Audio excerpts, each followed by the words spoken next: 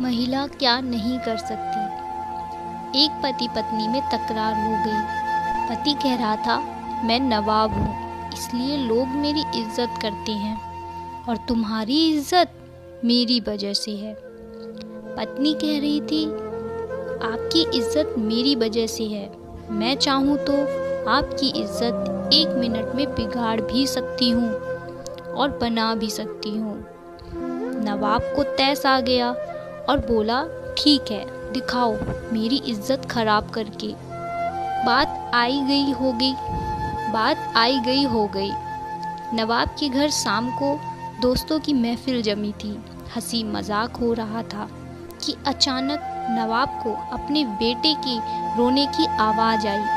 वो जोर जोर से रो रहा था और बेगम बुरी तरह उसे डांट रही थी। नवाब ने जोर से आवाज़ देकर पूछा, क्या हुआ बेगम, क्यों डांट रही हो?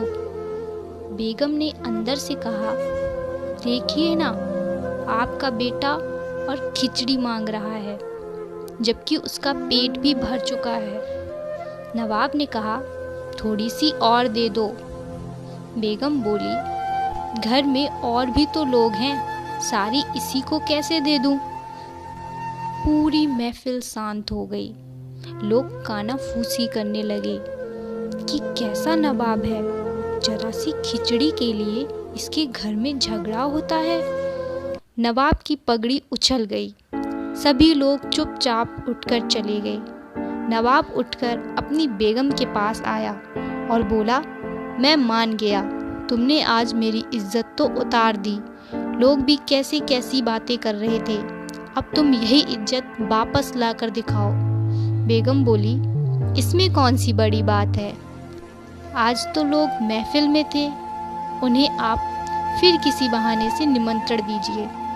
नवाब ने फिर से सबको बुलाया। बैठक और मौज मस्ती के बहाने सभी निमंत्रण में बैठे थे। हंसी मजाक चल रहा था कि फिर वही नवाब के बेटे की रोने की आवाज़ आई। नवाब ने आवाज़ देकर पूछा, बेगम क्या हुआ, क्यों रो रहा है हमारा बेटा? बेगम ने कहा, फिर वही खिचड़ी खाने की जिद कर रहा है। लोग फिर एक दूसरे का मुंह देखने लगे कि यार, एक मामूली खिचड़ी के लिए इस नवाब के घर पर रोज झगड़ा होता है। नवाब मुस्कुराते हुए बोला, अच्छा बेगम, एक काम करो, तुम खिचड़ी यहाँ लेकर आओ, हम खुद अपने हाथों से अपने बेटे को देंगे, वो मान जाएगा, और सभी मेहमानों को भी खिचड़ी खिलाओ। बेगम ने जवाब दिया, जी नवाब साहब। बेगम बैठक खाने में आ गई। पीछे नौकर खाने का सामान सर पर रखे आ रहा था। हंडिया नीचे रखी और अपने बेटे के साथ मेहमानों को भी खिचड़ी देना शुरू किया। नवाब के दोस्त हैरान।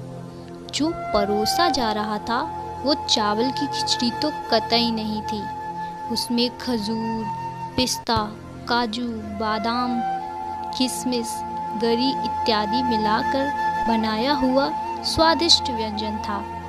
सब लोग मन ही मन सोच रहे थे कि ये खिचड़ी है। नवाब के घर इसे खिचड़ी बोलते हैं तो मावा मिठाई किसे बोलते होंगे। नवाब की इज्जत को 4 चांद लग गए। लोग